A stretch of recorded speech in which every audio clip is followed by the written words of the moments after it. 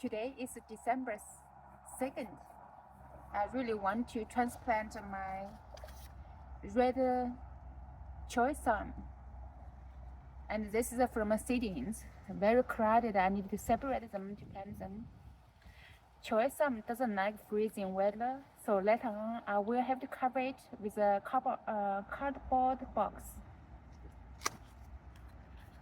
Another plant I want to plant is this one. This is a Tat Soi. Each plant can make a huge, big plant. Looks like a cabbage spread out. Very nutritious food. So first, this was the place I planted bitter melon. 2 days ago, I finally decided to pull out my bitter melon vines. They were still producing fruits and delicate yellow flowers, but these plants were struggling with the cold. Bitter melon simply isn't frost tolerant. On chilly days, the vines looked tired and weak, and although they always bounced back with new growth when the weather warmed, I needed the space for my nutrient-dense Tat Soi and Chinese red Choy. As always, my ducks wandered around me, curious about what I was doing. I used to give them earthworms whenever I dug into the soil, but now I'm a little more protective. Those worms create precious castings that help build healthy garden soil. The ducks still nibble on vegetables and inspect everything I do just in case. Before removing the vines, I harvested more than 10 bitter melons for the last time this year. On top of the hundreds I have already picked from just a few plants, bitter melon is incredibly productive and truly confidence boosting to grow. It really gives you trouble. Okay, in the next part of the video, I will take you back to the beginning as I start. So I have then one package. I have 1, 2, 3. Look at the roots.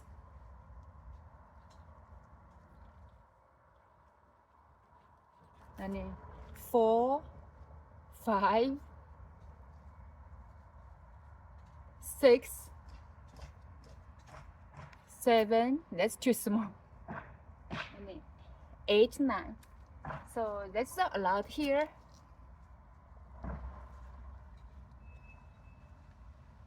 So I just bury the roots all the way to here. That's it. See, there's a big long root here.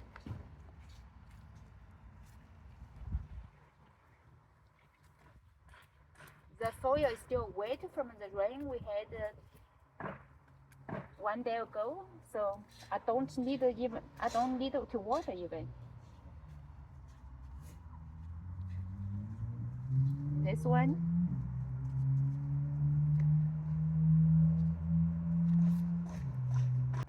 In Houston, Texas, we have a cold weather, like 2 to 3 days, up to 1 week, then warm again, then cold again, warm again. Feels like a bipolar weather.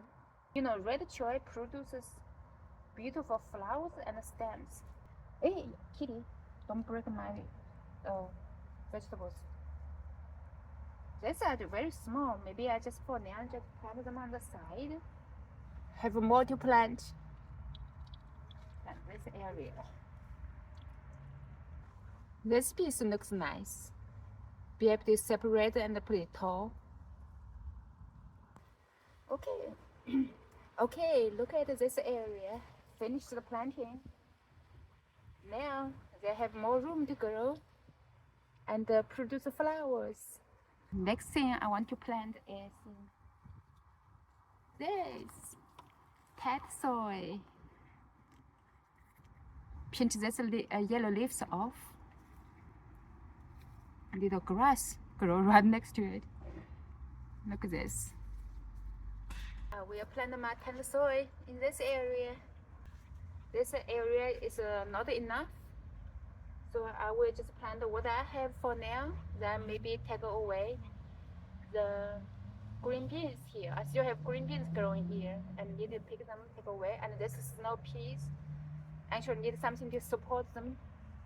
I don't have anything to support them right now. Tat Soi tolerate cold. So I will not cover my Tat Soi until if it is below freezing for too long. So all I'm doing here just add a little bit cow manure into this ditch here. Then I will just put my Tat Soi here. This is easy to separate. This one only have one plant. Makes it easier to plant. But actually it doesn't matter. Wow, look how delicate roots this one plant have. Look at here. It's a little root system here.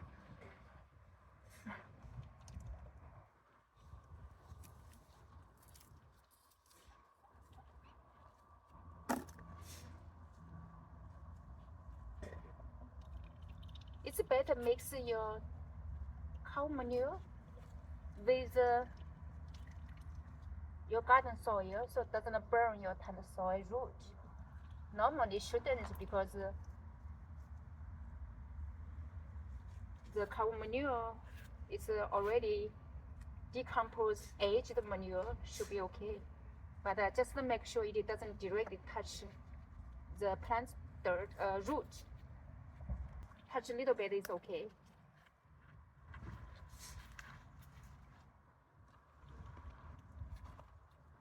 This one has 2, 3, and plus a little basil up there.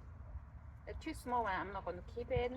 Make 2 plants here, and pinch little yellow leaves off on the edge. Don't worry about how small the plants right now. No need to worry. It will grow. Look at the roots. They don't get enough nutrition to grow bigger. So I'm just take the yellow leaves out and I separate them.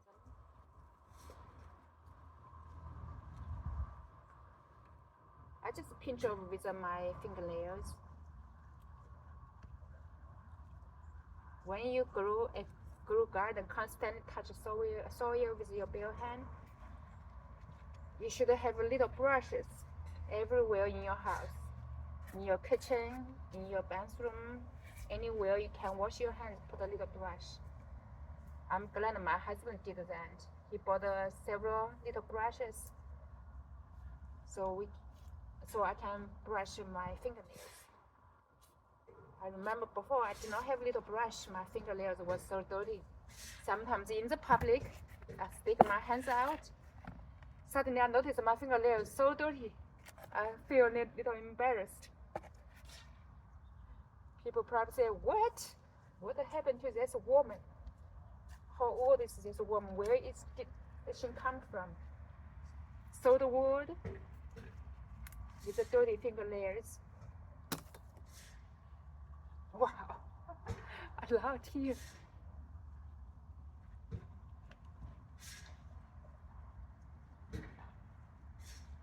Follow me, I will let you know how this baby Tat Soi grow up later on, okay? Right now it's a baby, very baby. If you buy plants in grocery, normally you don't buy baby plants like this small, you have big one, right? Right now you don't see much here, but soon it will be poof. Yeah, take a look closer. Look, this is a red Choy some. I just transplanted them. They are very babies. And here are Tat Soi. Look at the shape. It looks like they are beginning. Soon will form a huge big head.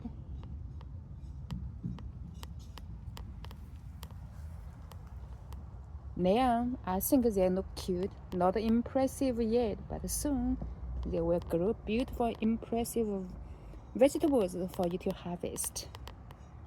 This is December 2nd. I still have lots of vegetables to harvest. I still have all these seedlings. I have no place to put right now. Oh, here I want to show you. This is the leaf of red choy some. This is the big one here. There's some here. I need to put them, transplant them somewhere. I have lots of food in the garden right now, but I am still doing succession planting, continuous planting, depends on the weather and the type of vegetables. Look at all these vegetables, they're doing a great job when the weather is cool. I guess you recognize the vegetables, right? Pak choy, bok choy, turnips. Turnips you definitely should plant in September. See, this turnip are planted in September. You see how big it gets. And also beautiful greens you can harvest. At the same time that the turnips grow, broccoli gets much bigger over there. Cabbage too, in the back. And this garden I showed you before, I have kale, collard green, peas, dark radish, mustard green. I have been harvesting food, and I have a row of carrots hidden between dark radish and mustard green. No room, there's a little crowd, so I just keep harvesting the greens to eat, and the lettuce over there also, and then turnips, and then garlic, and the cranberry, bok choy over there, baby bok choy over there, and even peanuts still growing. And there's some more bok choy, and here is the beets and Swiss chard. This is garlic. I planted some more garlic to harvest for greens, and you see the fava beans too. And also here you can see radish and bok choy and big bok choy. Over there is Chinese asparagus lettuce. This is the place I make babies and then transplant later. And behind the bell pepper and the banana pepper, here are the spinach. You can see they're doing good. And over there is the arugula. This arugula I planted in July. Still, I have been harvesting arugula all the way, and the peanuts still grow. Do I need to cover my vegetables?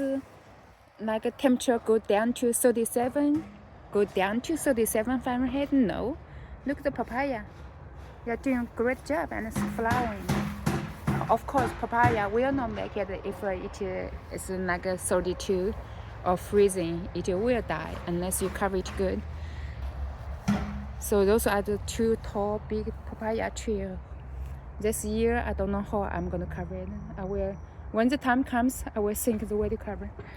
So basically, you don't need to cover your plants when the temperature in Houston is like 37 degrees Fahrenheit. All I brought in are the two plants, which is a pepino and chayote plants. This is my pepino plants I brought in. They're making pepinos, so that's why. And 4 of flowers. And my chayote plants, 7. These are the two plants I brought in. Pepino plant and the chayote plant. The rest plants are all outside and they are doing great job. Eggplant, peppers, tomatoes, all kinds of herbs. They're doing great. Even the temperature is 37 degrees Fahrenheit. If you have a little space this fall or winter, I hope you will try growing some of your own vegetables. It's amazing how much confidence it builds, and nothing beats the taste and the nutrition of fresh, homegrown produce compared to store-bought. If this video inspired you or give you helpful ideas, please tap the like button. It really helps the algorithm share this video with more gardeners. And I would love to hear from you in the comments. Share your garden plans, ask questions, and tell me what you are growing this season. Don't forget to share this video with a friend who might want to start their own fall garden too.